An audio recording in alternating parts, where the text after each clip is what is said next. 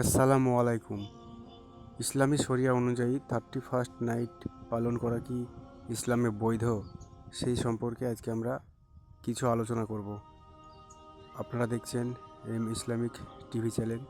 তো চলুন ভিডিওটা শুরু করি। 31st নাইট খ্রিস্টীয় বছর তথা গ্রেগরিয়ান ক্যালেন্ডারের হিসেবে ডিসেম্বরের 31 তারিখ দিবাগত রাত। এই রাতের 12টা 1 মিনিটকে 31st নাইট মুহূর্ত হিসেবে আখ্যায়িত করা হয়। বছরের শেষ রাতের এই মুহূর্তটি উদযাপন একটি খ্রিস্টীয় সংস্কৃতি। বিশ্বব্যাপী ইসলামিক স্কলাররা 31st নাইট উদযাপনকে হারাম বলে ঘোষণা করেছেন। 31st নাইট কোনো ইসলামিক সংস্কৃতি নয়। মুসলিম সভ্যতা ও সংস্কৃতিতে এটি একটি অপসংস্কৃতি, যে কারণে একজন রুচিশীল ও সচেতন ইমানদার মুসলমান কখনো 31st নাইট সংস্কৃতি উদযাপন করতে পারে না। 31st নাইট খ্রিস্টীয় সংস্কৃতি হওয়ার কারণেই ইসলামিক স্কলাররা এটিকে হারাম ঘোষণা দিয়েছেন। অন্য ধর্মের সংস্কৃতি উৎসব মুসলমানদের জন্য উদযাপন করা বৈধ নয়। জাতীয় সংস্কৃতি উদযাপনে কুরআন সুন্নাহর নির্দেশনা এমনই। আল্লাহ তাআলা বলেন, যে ব্যক্তি ইসলাম ছাড়া অন্য কোনো ধর্মের অনুসরণ করবে কখনো তার সেই আমল গ্রহণযোগ্য হবে না, আর পরকালে সে ক্ষতিগ্রস্তদের অন্তর্ভুক্ত হবে।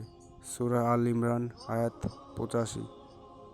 রাসূলুল্লাহ সাল্লাল্লাহু আলাইহি সাল্লাম বলেছেন, যে ব্যক্তি অন্য জাতিদের সঙ্গে আচার আচরণে, সভ্যতা সংস্কৃতিতে সামঞ্জস্য গ্রহণ করবে সে তাদের দলভুক্ত বলে বিবেচিত হবে। আবু দাউদ। জাতীয় সংস্কৃতিতে অংশগ্রহণই নয়, বরং মুসলিমদের কোনো কাজে মুশরিকদের সাহায্য গ্রহণ করতেন না বিশ্বনবী।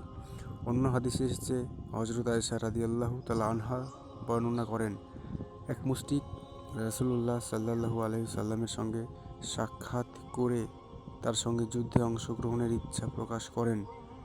তিনি তাকে বললেন, তুমি ফিরে যাও, আমরা মুশরিকদের সাহায্য চাই না। আবু দাউদ। কারণ প্রত্যেক জাতির জন্যই রয়েছে সুনির্দিষ্ট বিধান ও করণীয়। সে আলোকে মুসলিমদের জন্য রয়েছে সুস্পষ্ট দিক নির্দেশনা। আল্লাহ তাআলা বলেন, প্রত্যেক জাতির জন্য একটি নির্দিষ্ট বিধান এবং সুস্পষ্ট পথ নির্ধারণ করেছি। সূরা মায়েদা আয়াত 48। মুমিন মুসলমান কখনো জাতীয় সংস্কৃতিতে নিজেকে জড়াতে পারে না, কেননা জাতীয় সংস্কৃতি বা উৎসব যদি কারো ভালো লাগে তবে সে মুমিন হতে পারবে না। হাদিসে এসেছে, রাসূলুল্লাহ সাল্লাল্লাহু আলাইহি সাল্লাম ইরশাদ করেন, যদি তুমি খারাপ কাজ করলে তোমার খারাপ লাগে আর ভালো কাজ করলে ভালো লাগে তবে তুমি মুমিন, কিন্তু যদি খারাপ কাজ করলে ভালো লাগে আর ভালো কাজ করলে খারাপ লাগে তবে তুমি মুমিন হতে পারো না। মুসলিম। যে সময়টিতে 31st নাইট উদযাপন করা হয় সেই সময়টি ইসলামে অনেক গুরুত্বপূর্ণ ও মর্যাদার সময়। এই সময়টিতে পুরনো বছরকে বিদায় জানিয়ে নতুন বছরকে স্বাগত জানাতে টগবগে যৌবনের লাগাম ছাড়া উন্মাদনা ও নেশা মেটানোর সময় হিসাব বেছে নেওয়া মারাত্মক অপরাধ। গভীর রাতের ব্যাপারে রাসূলুল্লাহ সাল্লাল্লাহু আলাইহি সাল্লাম বলেন, মহান আল্লাহ দুনিয়ার আসমানে এসে আহ্বানকারীদের, সাহায্য প্রার্থীকে, অসুস্থ ব্যক্তিকে, ক্ষমা প্রার্থীকে চাহিদা অনুযায়ী যা ইচ্ছা তা ডেকে ডেকে দিয়ে যান। মুসলিম ও মিশকাত। হযরত আবু হুরায়রা রাদিয়াল্লাহু তাআলা আনহু বর্ণিত, রাসূলুল্লাহ সাল্লাল্লাহু আলাইহি সাল্লাম বলেছেন, তোমরা অন্ধকার রাতের ঘন ঘটার ন্যায় ফিতনার পূর্বে দ্রুত আমল করো।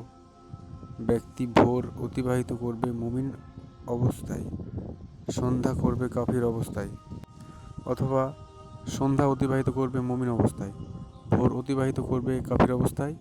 মানুষ তার দিনকে বিক্রি করে দিবে দুনিয়ার সামান্য কিছুর বিনিময়ে। সহিহ মুসলিম। সুতরাং সে দৃষ্টিকোণ থেকে মুমিন মুসলমানের উচিত 31st নাইট নামক উৎসবে যোগদান কিংবা উদযাপন করা থেকে নিজেকে বিরত রাখা। ইসলাম নির্ধারিত বিধান মেনে চলা একটি ধর্ম। আল্লাহ তাআলা মুসলিম উম্মাহকে 31st নামক উৎসব থেকে বিরত থাকার তৌফিক দান করুক। আমরা সকলে বলি আমিন।